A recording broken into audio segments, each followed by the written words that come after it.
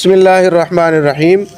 اس عذاب سے قوم عاد تباہ ہوئی، نیست و نابود ہوئی، اور حضرت ہود علیہ السلام پر ایمان لانے والے خوش نصیب لوگوں کو اللہ تعالیٰ نے نجات عطا فرمائی۔ وَلَمَّا جَاءَ أَمْرُنَا نَجَّيْنَا هُودًا وَالَّذِينَ آمَنُوا مَعَهُ بِرَحْمَةٍ مِنَّا، اور جب ہمارا عذاب آ گیا تو ہم نے ہود کو ان کے ساتھ ایمان لانے والوں کو اپنی رحمت سے نجات دے دی۔ وہی تیز ہوا، وہی تیز آندھی، یک بستہ ٹھنڈی سناٹے دار ہوا اور آندھی اور بارش اس قوم کے لیے جو اللہ تعالیٰ کی دعوت کو، اللہ تعالیٰ کے پیغمبر کے تبلیغ کو نہیں مانا، اس کے لیے عذاب بنی، اور جو ماننے والے تھے ان مسلمانوں اور مومنین کے لیے کیا ہوئی؟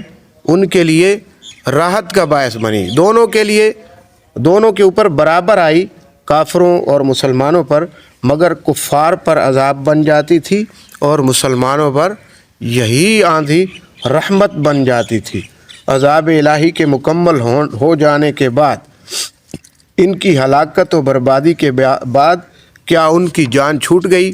یہ ہرگز نہیں ہو سکتا، بلکہ ارشاد کیا ہوا؟ وَأُتْبِعُوا فِي هَذِهِ الدُّنْيَا لَعْنَةً وَيَوْمَ الْقِيَامَةِ، اس دنیا میں بھی لعنت ان کے پیچھے لگی رہی اور قیامت کے دن بھی لعنت ان کے پیچھے لگی رہے گی۔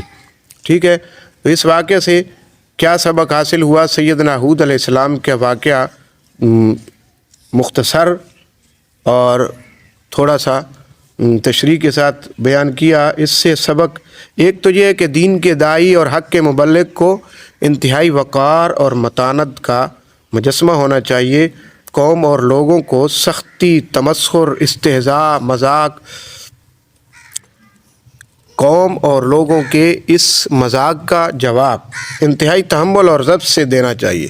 لوگوں کی خیر خواہی کا جذبہ ہونا چاہیے، یعنی مبلغ کو خیر خواہی کے ساتھ تبلیغ کرنی چاہیے۔ یہ نہیں کہ کسی کے ساتھ نفرت اور اس کے ساتھ عتک آمیز رویہ اختیار کرے، بلکہ قوم کے ساتھ اچھا رویہ اختیار کرے، اور اچھے رویے کے ساتھ، کیونکہ قوم نے کتنے ہی سخت الفاظ کہے کہ اِنَّا لَنَرَاكَ فِي صَفَاحَةٍ، بیوقوف، جھوٹا، اور پتہ نہیں کیا کیا فتوے لگائے۔ تو اللہ کے رسول نے بڑے تحمل کے ساتھ جواب دیا کہ میرے قوم کے لوگوں، میں بیوقوف نہیں ہوں، البتہ رب العالمین کا رسول ہوں۔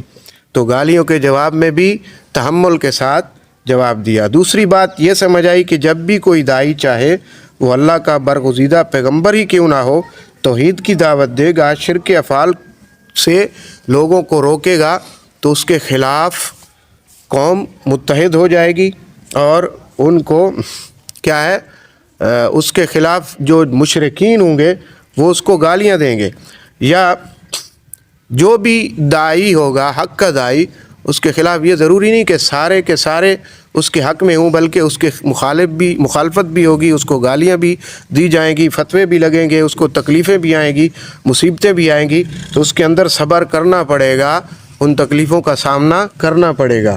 تیسری بات یہ سمجھ آتی ہے کہ ہمیشہ سے مشرکین اپنے شرکیہ افعال کو اپنے باپ دادا کی دلیل کے طور پر استعمال کرتے ہیں، اپنے باپ دادا کو۔ شرکیہ افعال کیوں کہ ہمارے آباء و اجداد اس طرح کرتے تھے، ہم اپنے باپ دادا کے دین کو کیسے چھوڑ دیں، یا کیوں چھوڑ دیں، یا کیسے چھوڑ سکتے ہیں؟ تو یہ مشرکین کے پاس کوئی اپنے عقیدے کے اوپر دلیل نہیں ہوتی، بلکہ یہی بھونڈی سی دلیل ہوتی ہے کہ ہمارے باپ دادا کا دین ہے، یہ ہم نہیں چھوڑ سکتے۔ سیدنا ہود علیہ السلام کا واقعہ مکمل ہوا، اس کے بعد انشاءاللہ پھر آگے اسی طرح یہ سلسلہ وار چلتا رہے گا۔